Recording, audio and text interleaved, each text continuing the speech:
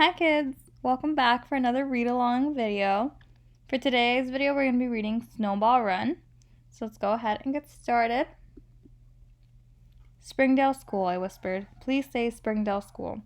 Is that it? My little brother Owen pointed at the TV. Nope, I said. He pointed again. That one? My heart thunked. Not yet. Snow piled up outside. Inside, Owen and I kept our eyes fixed on the TV. Owen pointed. What about that one? Yes, I gave him a fist bump. Finally, the name we'd been waiting for. Springdale School. Snow day? Said Owen. Snow day, I said. Thump, thump, thump. Someone knocked on the door. It was Booker, my best friend. Lucky for me, he lived next door. Luckier still, he had his sled. It's time for Snowball Run, Booker said. I get to go too, Owen told him. I'm big now. Mom bundled Owen in his snow pants and coat. He looked like a marshmallow with legs. Stay with Emmy, Mom told Owen. If he gets tired, she told me, bring him home. Home? I'd been waiting a whole year for the snow. I'd been telling Owen all about going sledding on snow days. We were going to have the best day ever. We couldn't come home. He won't get tired, I said. We'll take care of the little guy, said Booker. I'm big now, said Owen. We pulled our sleds down the street to the hill. And there it was, Snowball Run. Every kid in the neighborhood was out. They scrambled up to the flagpole at the top of the hill. They slid down, laughing and shouting. Booker and I grabbed our sleds. We grabbed Owen's hands. We set off up the hill. We plodded, we plowed. Owen's short legs barely made it through the deep snow. Finally, we reached the top. Booker climbed on his sled. Owen and I climbed on ours. Ready? Said Booker. Ready, said Owen. We pushed off. Our sleds teetered on the edge for a second. Then they tipped down the hill, and suddenly we were flying. Wowee! Owen held tight to my legs. We whooshed and swooshed, the wind whipping our faces. Snow billowed up around us. We skidded to the bottom and tumbled off. Do it again, said Owen. Booker and I grabbed the sleds. We started up the hill. Emmy, Owen cried. I'm stuck. I looked down. Owen had toppled over backward in the snow. He wagged his arms and legs like a turtle on his back. I pulled Owen to his feet. He slumped against me. Being big is hard, he said. Can we go home? I blinked back tears. I promised Mom I'd bring Owen home if he got tired, but I wanted us to have the best day ever, and we'd only slid down once.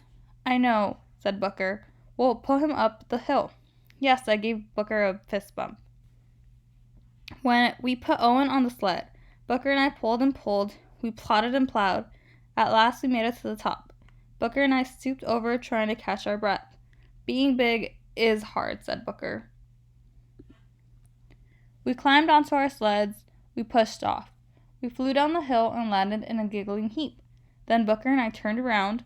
We stared up the hill. Booker groaned. I can't pull Owen up to the flagpole again. Flagpole, I sat up. I watched the flag flopping at the top of the pole. I have an idea, I said, and I know who can help. I hauled Owen out of the snow. Let's go home, I said. We'll make cocoa. Then we'll make plans. We found Mom in the kitchen. I told her my brilliant idea.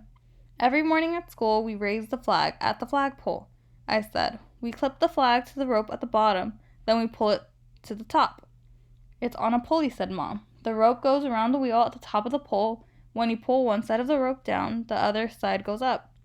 I knew Mom could help us. She built houses, so she knew this stuff. We need a pulley for Owen, I said. He nodded. I need to go up. We took our cocoa out to the garage. Mom found a couple thick ropes and a big pulley. This should do the trick, she said. It's not as big as the one I use at work, but at work we have a lift steel beams. They're a lot heavier than Owen and his sled. Booker eyed the ropes. He eyed the pulley. This will make it easier to pull Owen, he said. This will make it a lot easier to pull Owen, said Mom. Mom held up the pulley. It lets you pull down instead of up. When you're pulling down, you can use your own weight to pull. That's easier than dragging your weight up. Our weight plus Owen and the sled, said Booker. Mom grabbed the pulley. Booker grabbed the ropes. I grabbed Owen. We trekked back to the Snowball Run. The pulley had a big metal ring on top. Mom looped one rope through the ring. She tied it tight to the flagpole so the pulley wouldn't move. The other rope was long. Mom slid it through the pulley. Booker and I each took an end of the rope and went back to the top of the hill. We tied one at the end of the sled. Owen climbed on board. Booker and I grabbed the rope's other end together. We started to pull. The sled started to slide. Booker and I pulled and pulled. Owen and the sled slid and slid. We pulled down. Owen slid up. When he reached the top, Booker and I scrambled up the hill after him. We climbed on our sleds. We pushed off. Wowie!